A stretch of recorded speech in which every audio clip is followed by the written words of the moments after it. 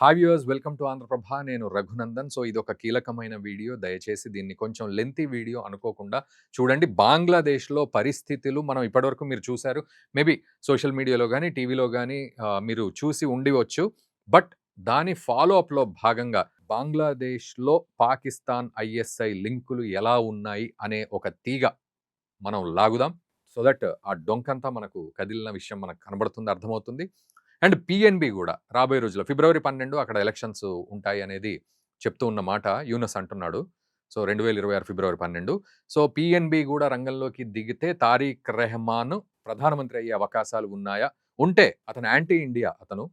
So ఏం చేయబోతున్నాడు అనేది ఒక ఎత్తైతే, ఈరోజు కోడి మెడను విరిచినట్టు సిలిగురి కారిడార్ని విరుస్తాము అని నేషనల్ సిటిజన్స్ పార్టీకి సంబంధించి హుస్నత్ అబ్దుల్లా అనే వ్యక్తి మాట్లాడడం, ఆయన వెనక పూనకాలు ఊగిపోవడం.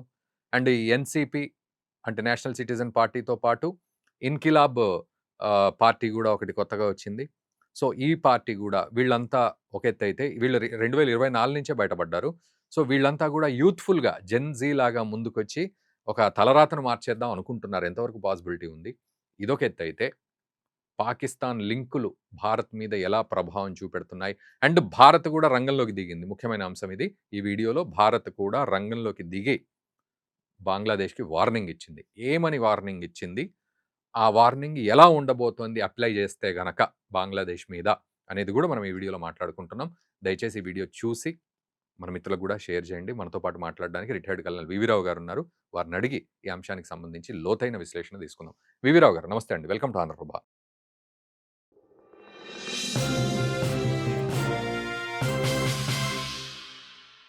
అక్టోబర్ ఎండ్‌లో Pakistan joint chiefs of staff committee chairman Mirza గారు ఎవరైతే ఉన్నారో, ఒకప్పుడు ఆయన మునీర్ గారికి కాంపిటీటర్ చీఫ్ ఆఫ్ ఆర్మీ స్టాఫ్‌కి.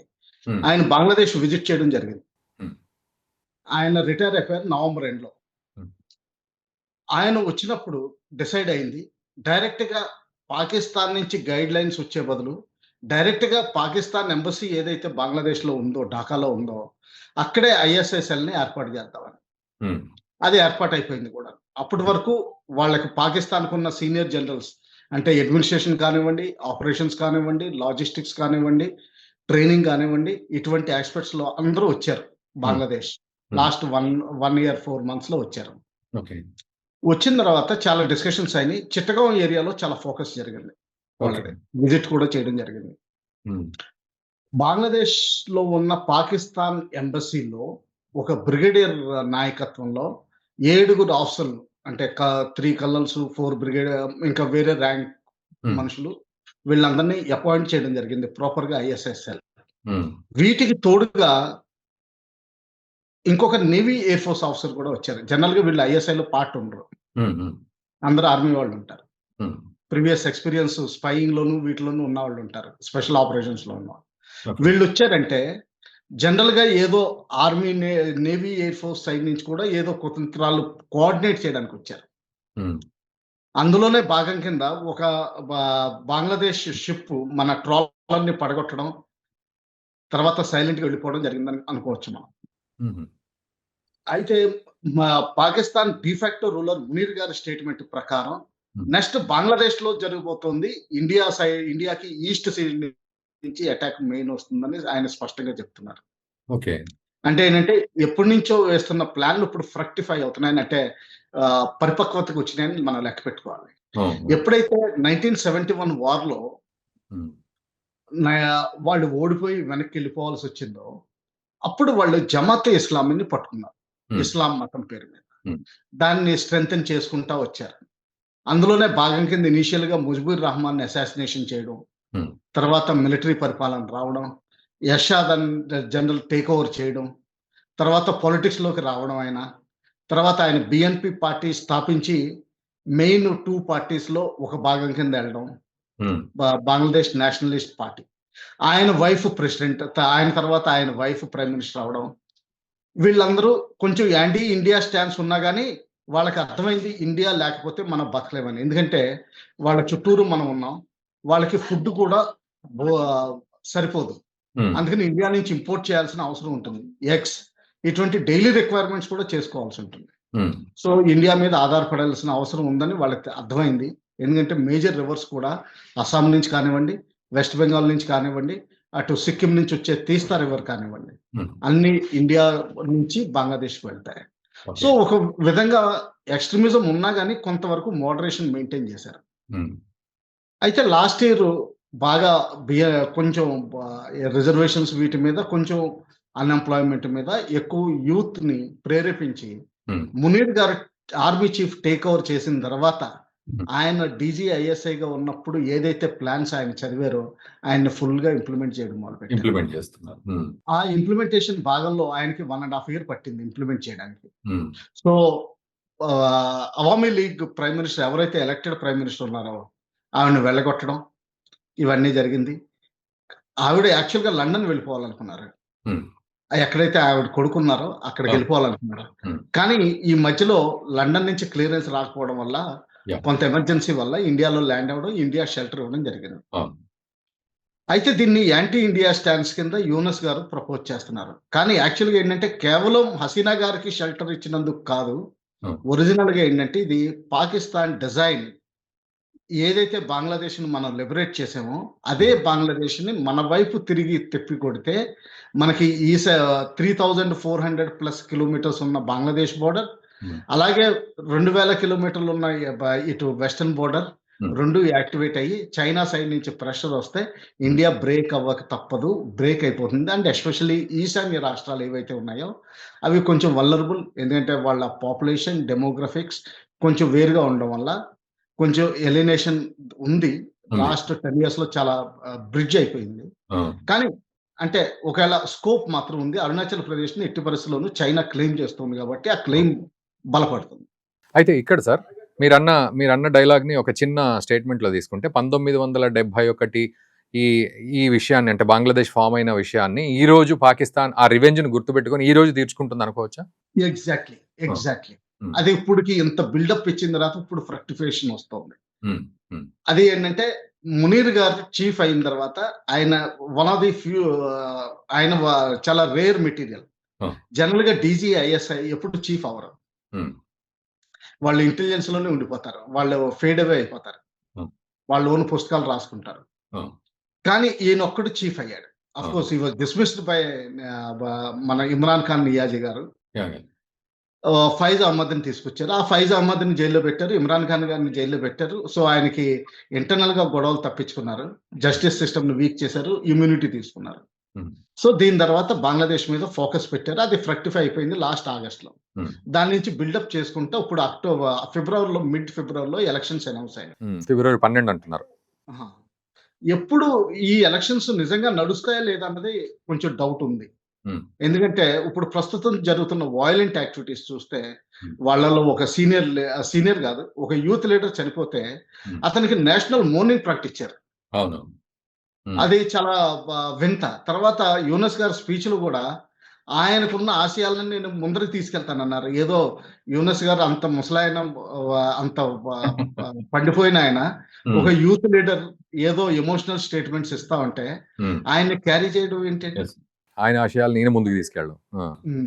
అంటే ఏంటంటే యూనస్ గారికి పవర్ ఏమీ లేదు. ఆయనకి నోబెల్ ప్రైజ్ వచ్చింది కాబట్టి హ్మ్. ఏదో గౌరవం హోలీ కౌ లాగా ఆయన్ని నుంచోబెట్టారంతే. ఓకే. ఆ! యాక్చువల్‌గా ఎనకాల నడిపిస్తుంది పాకిస్తాన్ ఐఎస్ఐ. హ్మ్. అయితే పాకిస్తాన్ ఐఎస్ఐకి ఇంత ధైర్యం ఎందుకొచ్చింది? హ్మ్.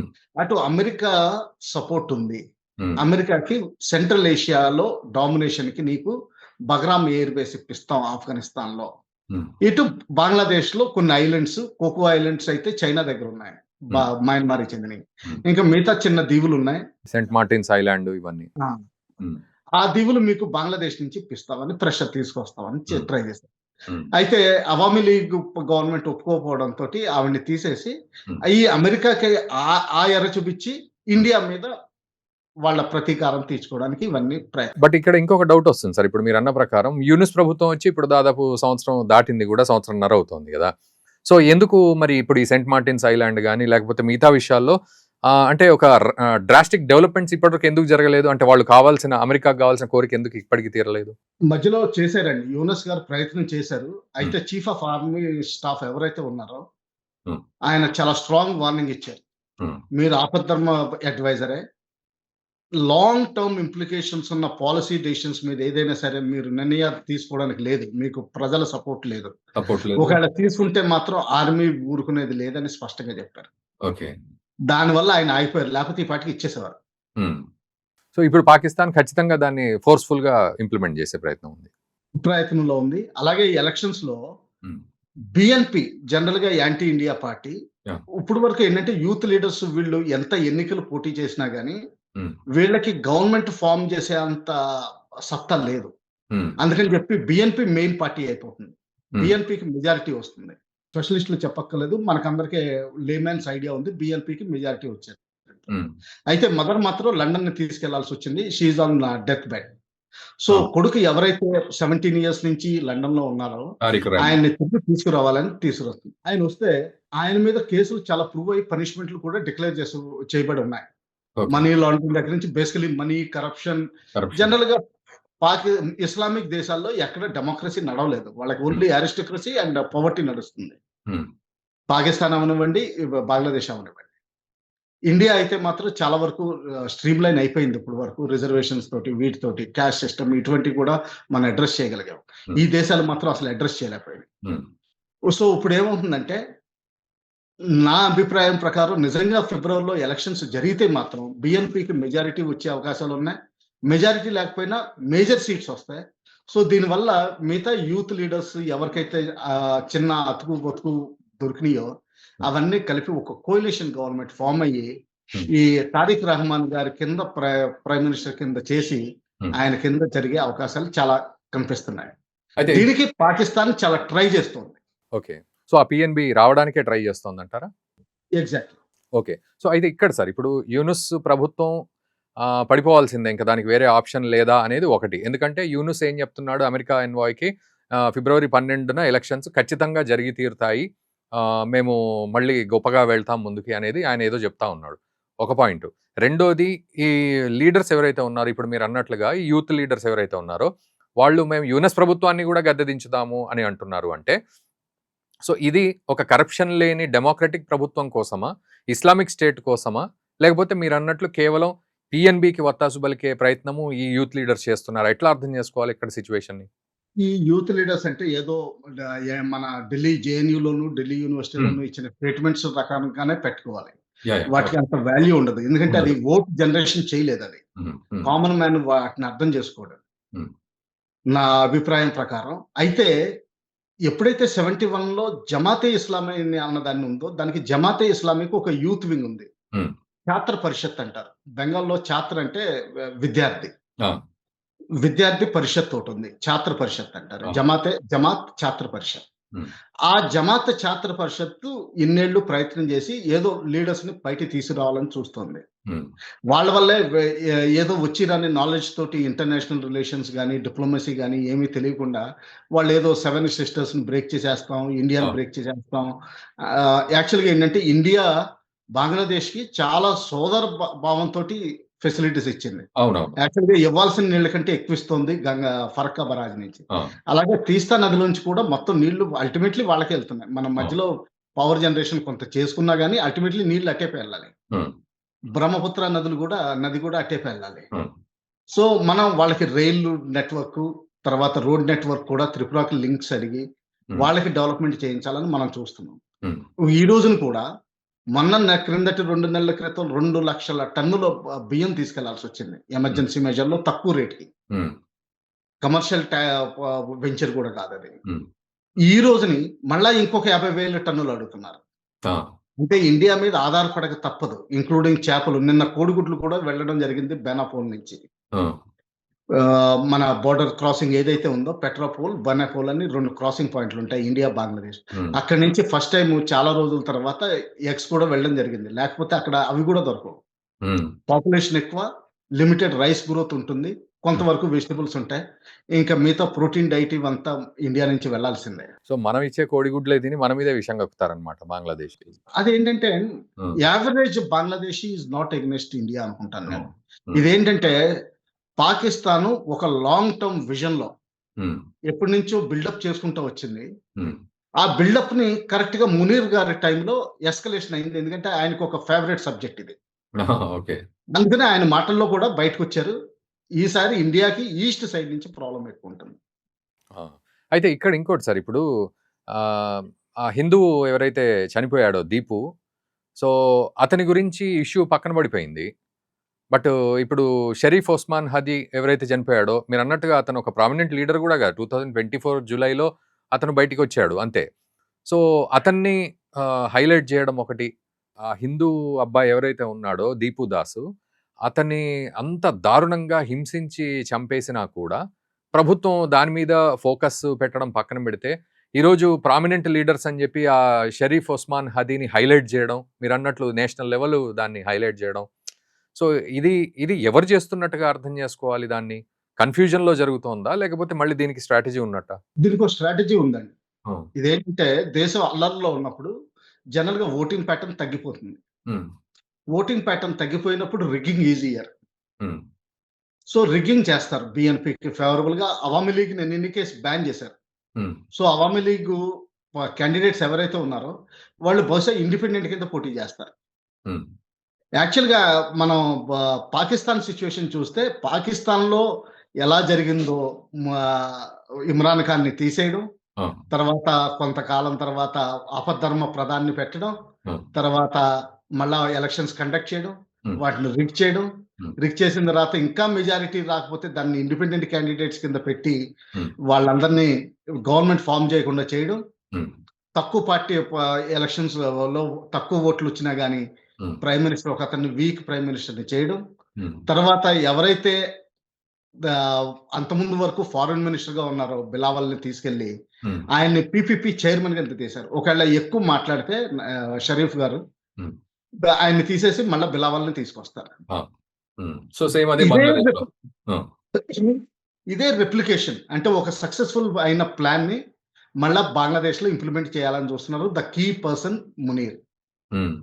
అయితే ఇక్కడ ఇంకొక విషయం సార్. అన్‌నోన్ గన్‌మెన్స్ చంపడాన్ని భారత్‌కి ఆపాదిస్తున్నారు. సో, ఇది భారత్ చేస్తున్న పని కిందకి తీసుకోవాలా? పీఎన్‌బీ వాళ్ళకి అడ్డు లేకుండా చేసే ప్రయత్నంలో భాగంగా ఇది జరుగుతోందనుకోవాలా? వాళ్ళకి ఎవరైనా లీడర్ మరీ ఎక్కువ ప్రామినెన్స్ తీసుకుంటే హ్మ్. వాళ్ళేం జేస్తారంటే, ఇటువంటి నెపం పెట్టి తీసేస్తారు. హ్మ్. ఎందుకంటే ఇప్పుడు ఎవరైతే మోస్ట్ పాపులర్ లీడర్ అయ్యారో ఆయన్ని ఎలిమినేట్ చేసేసారు. హ్మ్. ఇంకోళ్ళు ఎవరో ప్రామినెన్స్ తీసుకోవాలని చూస్తున్నారు. ఏదో పెద్ద మీడియా ప్రెజెన్స్ వస్తుంది తప్పితే గాని భూమి మీద ఆయన వోట్స్‌కి ప్రెజెన్స్ లేదనుకుంటాను లేదు. నేను. హ్మ్. తర్వాత ఏంటంటే ఇది పాకిస్తాన్ ఐఎస్ఐ చేయిస్తోంది. హ్మ్. ఎందుకంటే హ్మ్. ఇప్పుడు ఎవరైతే హిందూ మ్యాన్‌ని మొన్న లించింగ్ చేసి అంటే రాళ్ళతోటి కొట్టి చంపి హ్మ్. చెట్టుకి కట్టేసి అగ్ని అంటించడం జరిగిందో, హ్మ్. ఇంతకీ పోలీసులు చేసిన ఎఫ్ఐఆర్ ఏంటంటే ఆయన ఏదో పనిచేస్తున్న ఫ్యాక్టరీలో అతనికి సూపర్వైజర్ ప్రమోషన్ రానందుకు ఇంట్లో ఫ్యాక్టరీలో గొడవ పడ్డాడు. అందుకని ఫ్యాక్టరీ వాళ్ళే పట్టుకు కొట్టారని ఆవిడ చెప్తున్నారు. అసలు ఆ! రిలీజియస్ యాంగిలే లేదని చెప్తున్నారు. ఆ! అంత ఆ దారుణంగా. విధంగా ఎఫ్ఐఆర్ లాడ్జ్ అయింది. ఆ! సో, ఇదంతా తర్వాత గవర్నమెంట్ కూడా అసలు యూనస్ అటెండ్ అవ్వడం ఏంటి? ఒక యూత్ లీడర్. అది ఏంటంటే ఢాకా యూనివర్సిటీలో ఆయన్ని ఖననం చేశారు. ఆ! ఆ ఖననం చేసిన పక్కన బంగ్లాదేశ్‌కి మోస్ట్ పాపులర్ రైటర్ ఎవరైతే ఉన్నారో నెక్స్ట్ రవీంద్రనాథ్ ఠాగూర్. హ్మ్. ఆయన సమాధి ఉందక్కడ. ఆ! ఆయన యాక్చువల్‌గా వెస్ట్ బెంగాల్‌లో ఉండేవారు. ఆ! దాదాపు 70స్‌లో లేట్ 70స్‌లోనే ఆయన బంగ్లాదేశ్ వెళ్ళడం జరిగింది. ఆ! అక్కడే చనిపోవడం జరిగింది. హ్మ్. మన వెస్ట్ బెంగాల్‌లో కూడా ఆయనకి చాలా ప్రాముఖ్యత ఇస్తారు. హ్మ్. ఆయన పక్కన నేషనల్ లీడర్ కింద ఇవ్వడం జరిగింది. ఆ! యూనస్ యాక్చువల్‌గా ఏంటంటే, చెప్పాలంటే ఆయన ఎందుకు పనికిరాని వ్యక్తి మధ్యలో ఆ! పైకి వచ్చారంతే. యాహ్! ఒక ఏదో dummy. Nobel prize peace prize యాక్చువల్‌గా అది షేరింగ్‌లో వచ్చింది. ఒక ఆహా! లేడీకి, ఈయనకి షేరింగ్‌లో వచ్చింది. ఆ! ఆయనకి ఇండిపెండెంట్‌గా ఇవ్వలేదు. ఓకే. ఈయన ముస్లిం సొసైటీలో మనిషికి విలువిస్తారు. లేడీకి విలువివ్వరు. హ్మ్. సో, ఆ విధంగా ఈయనకి విలువొచ్చింది. ఏదో కొంచెం ఇంగ్లీష్ వచ్చు. ఈ అమెరికాలో చదువుకున్నారు. హ్మ్. డీప్ స్టేట్ తోటి ఆబ్వియస్‌లీ కనెక్షన్స్ ఉన్నాయి. హ్మ్. సో, దానివల్ల ప్రొజెక్ట్ అయ్యారు తప్పితే గాని, ఈయనకి ఏమాత్రం కెపాసిటీ లేదు. ఈ డమ్మీ. స్టూడెంట్స్ గొడవ ఏంటంటే, ఆ! బా యాక్చువల్‌గా ఆర్మీ సైలెంట్‌గా ఉంది గాబట్టి, యూత్‌ని ప్రేరేపించి జమాతే ఛాత్ర పరిషత్ ద్వారా హ్మ్. వీళ్ళందరిని పైకి తీసుకొస్తున్నారు. ఇది ఒక ఆర్గనైజ్డ్ ర్యాకెట్ కింద నడుస్తుంది. హ్మ్. అల్టిమేట్‌లీ బీఎన్‌పీ పవర్‌లోకొస్తుంది. హ్మ్. వాళ్ళకే మెజారిటీ వస్తుంది. సో, మీరన్నట్టు ఫైనల్‌గా సార్ బీఎన్‌పీ పవర్‌లోకి రావడము, తారిక్ రెహమాన్ మళ్ళీ ఎంట్రీ ఇవ్వడం, పొలిటికల్ ఎంట్రీ ఇవ్వడం, అతను పీఎం అయ్యే అవకాశాలు ఉన్నాయా అనేది మొదటి ప్రశ్న అయితే.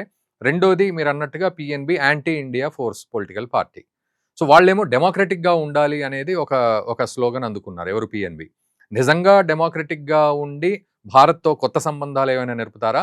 అసలంత సీన్ లేదు. ఇస్లామిక్ పద్ధతిలోనే వాళ్ళు తీసుకెళ్ళే ప్రయత్నం చేస్తారా? ఎట్లా అర్థం చేసుకోవాలి ఈ 2 ప్రశ్నలు? జమాతే ఇస్లామీ బంగ్లాదేశ్ హ్మ్. దాని లీడరు మొన్న కొన్ని రోజుల క్రితం ఒక వింత స్టేట్మెంట్ ఇచ్చారు. అది జనరల్‌గా మోస్ట్ పీపుల్‌కి అర్థం కాలేదు. హ్మ్. కానీ విశ్లేషకులకు మాత్రం international relations especially Pakistan, Bangladesh అర్థం చేసుకుంటే హ్మ్. చాలా క్లియర్‌గా కనిపిస్తుంది. ఏంటంటే ఆయన ఏమన్నారు? మేము స్వాతంత్రం తీసుకున్నాం. పాకిస్తాన్ ఇండియా చేతుల్లో ఓడిపోయింది. కానీ బంగ్లాదేశ్ చేతుల్లో ఇంకా ఓడిపోలేదు అంటే అదొక వింత స్టేట్మెంట్ ఇచ్చారు. అంటే దా ఎట్లా? దీని అర్థం ఏంటంటే మేము ఇంకా పాకిస్తాన్ తోటి భాగంగానే ఉన్నాం. ఆ! అంటే ఇప్పుడు పాకిస్తాన్‌లో గవర్నమెంట్ తయారవుతుంది. షరీఫ్ గారి గవర్నమెంట్ లాగా ఒక ఉన్న పేరుకి ఉన్న గవర్నమెంట్ తయారవుతుంది. ఆ! ఆయన మీద కోర్ట్ కేసులున్నాయి. జడ్జిమెంట్లు గూడా ఉన్నాయి. ఆ! సో, ఆయన వీక్ ప్రైమ్ మినిస్టర్ అవుతారు. ఆ! నడిపేది పాకిస్తాన్ నుంచి మునీర్ గారు. అవును.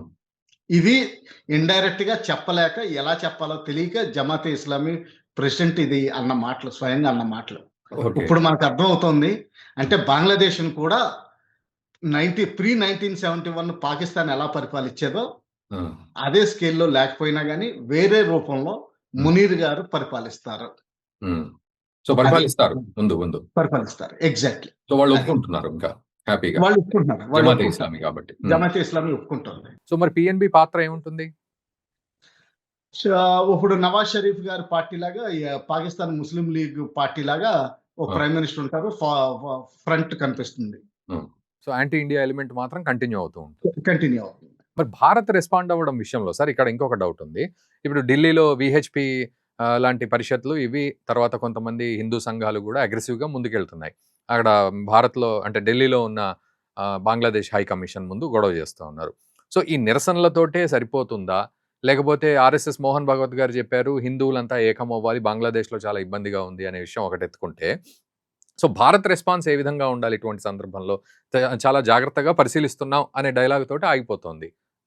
లాస్ట్ 3 డేస్ మిలిటరీ న్యూస్ చూస్తే హ్మ్. త్రిపురలోను, మిజోరాంలోను, వెస్ట్ బెంగాల్‌లోను సీనియర్ కమాండర్స్ మీటింగ్స్ బోర్డర్ దగ్గర రికనసెన్స్ అండ్ బ్రీఫింగ్స్ జరిగినాయి. ఓకే. అలాగే మన Indian army chief of army staff పా Bangladesh chief of army staff తోటి మాట్లాడి సీరియస్‌గా చెప్పడం, వార్నింగ్ ఇవ్వడం జరిగిందని మనం విన్నాం న్యూస్‌లో. హ్మ్. ఈ రోజున సీడీఎస్ అంటే ఏమని వార్నింగ్ ఇచ్చారు sir? Sorry for the interruption. మన చీఫ్ ఆఫ్ ఆర్మీ స్టాఫ్ హ్మ్. ఒకవేళ మీరు మాత్రం కంట్రోల్ చేయలేకపోతే మేమే ముందరకొస్తాం. అన్ని చోట్ల మా ఫోర్సెస్ రెడీగా ఉన్నట్టుగా వార్నింగ్ ఇచ్చినట్టు మనం అనుకోవాలి.